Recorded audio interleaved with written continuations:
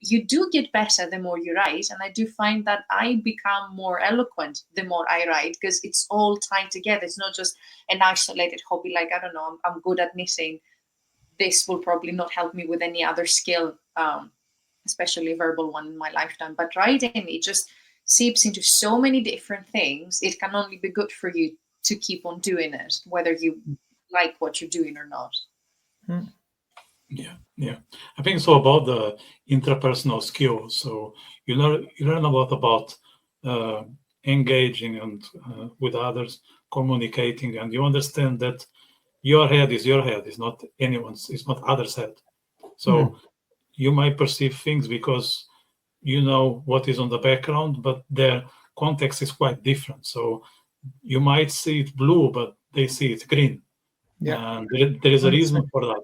It's not that you are right and they are wrong, or vice versa. Just you had a trajectory, they came from a different place. So, and this encounter will make it realistic, because maybe the thing is not totally blue or totally green. It's something in between. So it's very constructive when two people get together and try to approach it from different angles. Of course, you need to award the right individuals to assess your work. You cannot just accept anyone to do the task. There are some qualifications, but I think ideally you want someone who writes, who knows the stuff, who has been on your shoes, or at least is into the topic. And I would also argue that you can only be a good writer if you are a good reader.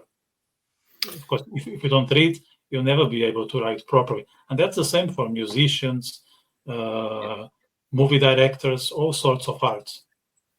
Yeah, I would agree with that. I think if you read a lot and you read from a lot of different angles and a lot of different type of scenarios and whatever else, then it will affect how you write. I would totally agree with you on that. And you want somebody to read your writing who reads, if you get me, because they're bringing all of that into it.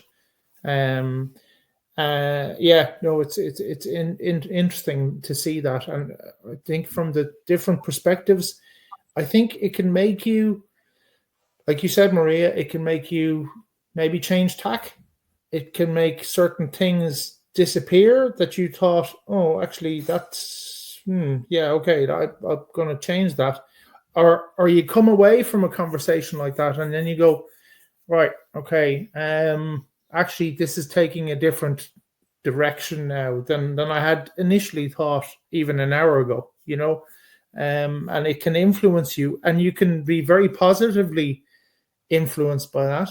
And also where somebody can point out, well, that bit, I don't know, that doesn't work for me. And then, like you said, because it's a totally different perspective, you're going, oh, hang on a second, that person doesn't understand maybe either how I've written it or the perspective that I'm trying to present. So it makes you change little bits about it, or, it's always interesting to have another perspective on it.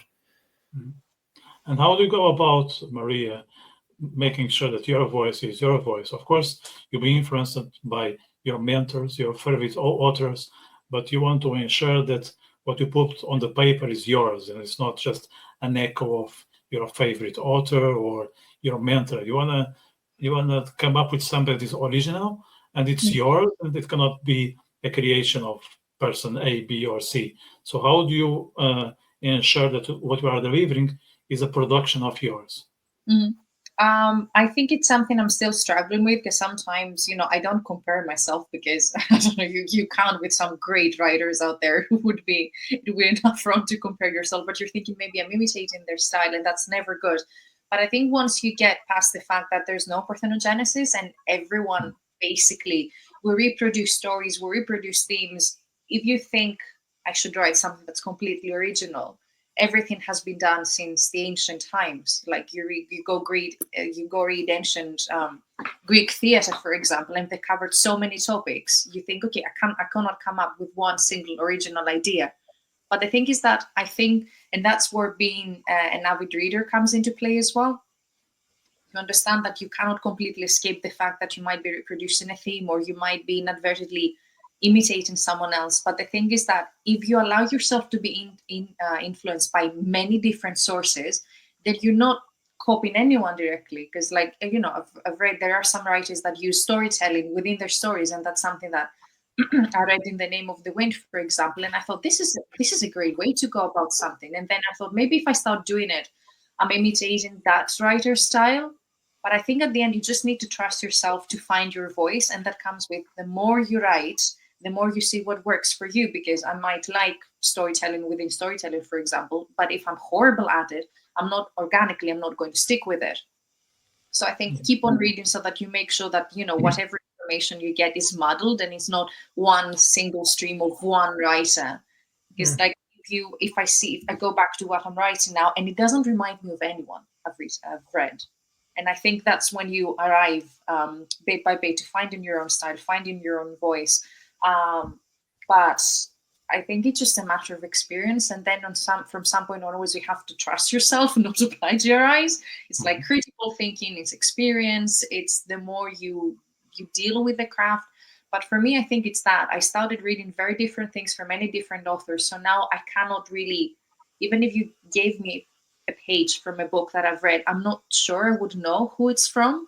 So I think for me, that's proof that I'm not copying anyone. Similarities you can find anywhere, I'm afraid. So I think it just reached that point where I trust in myself more than I used to. But again, I'm very, very conscious. And as I said, my book is about people going on a quest. I keep comparing this to Tolkien. I'm like, is it too similar to that? Is it copying it? Is it because he had this idea that I don't have, that I have this idea? But the more I write about it, it's not the same thing. It's really not the same thing. It's just I had an idea about something. It just happens to be in that theme, because we have to categorize things in themes.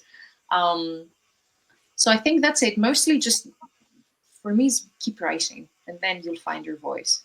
When what you can do more easily and what feels more enjoyable for you to write. I think that's how I defined, finding your voice as well. What feels right for you. Yeah, I think one of the merits of a good writer is having a style. You want to make sure that someone reads your book and they know it was created by you, whether they like it or not. But it sounds that, let's say, in my case, it's a Vitor's book.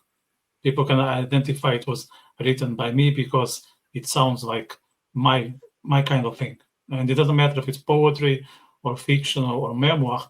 If someone is familiar with my work, if they read, I don't know, a couple of paragraphs or a poem or an article, they can easily see, okay, this could have been written by him, and it was, because that's the way he expresses himself.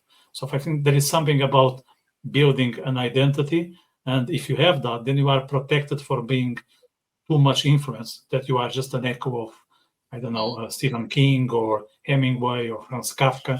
So, because I'm always conscious, like when I'm writing, if I'm not being impacted too much by the book I'm reading at the moment, because there is this danger, and I'm aware of that. Now it's not as much of an issue as it was, let's say, 15 years ago, because I think I developed my own style, but it's still there. And if I'm not prudent enough, there will be parts of the book I'm reading in what I'm writing. So I need to be very, very, very, very aware of how much of that book is crossing the line. And I think we need to be selective.